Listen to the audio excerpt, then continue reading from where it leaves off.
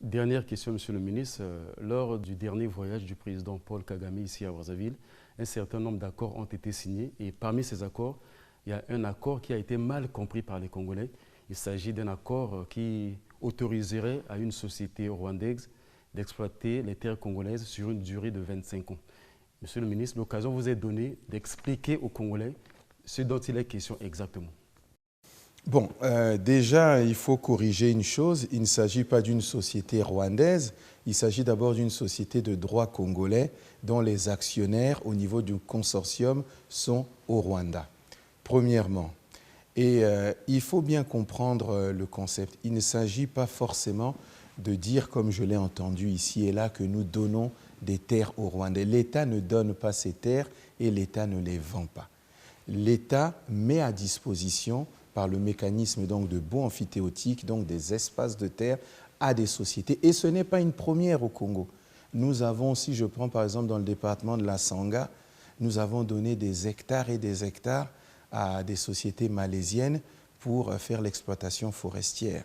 Donc ça ne veut pas dire que parce que nous avons mis à disposition ces espaces de terre à des sociétés malaisiennes que l'État a donné ou l'État a vendu des espaces de terre.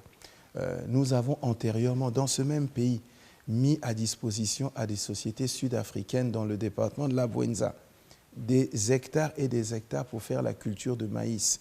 Bon, il n'y a pas eu tous les mois que j'ai pu entendre dans le cadre donc, de la mise en œuvre de ces différents accords. Dans le cadre du dossier rwandais, il s'agit d'une société de droit congolais à qui nous avons mis à disposition donc, des espaces de terre pour faire donc, la culture du ricin, parce que nous avons un projet avec la société Eni.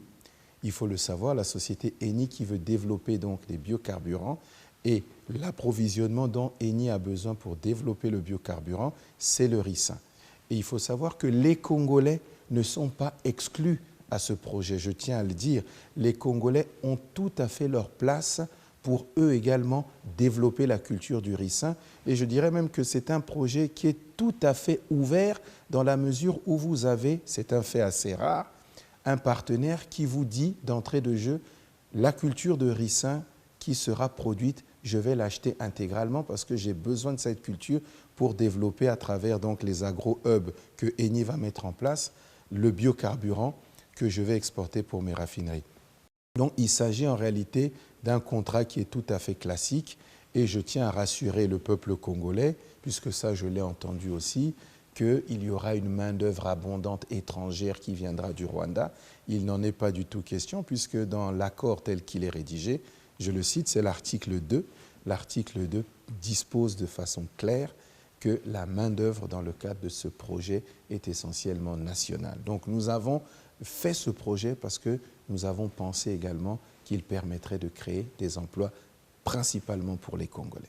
Donc j'invite les Congolais à s'inscrire pleinement dans ce projet et eux aussi à développer la culture du ricin parce qu'il y a un partenaire tout indiqué qui est prêt à l'acheter et c'est un projet qui est à mon sens très intéressant pour notre pays. Monsieur le ministre de la Coopération internationale et de la promotion du partenariat public-privé, merci de nous avoir accordé cet entretien. Nous avons espoir de vous retrouver à une autre occasion.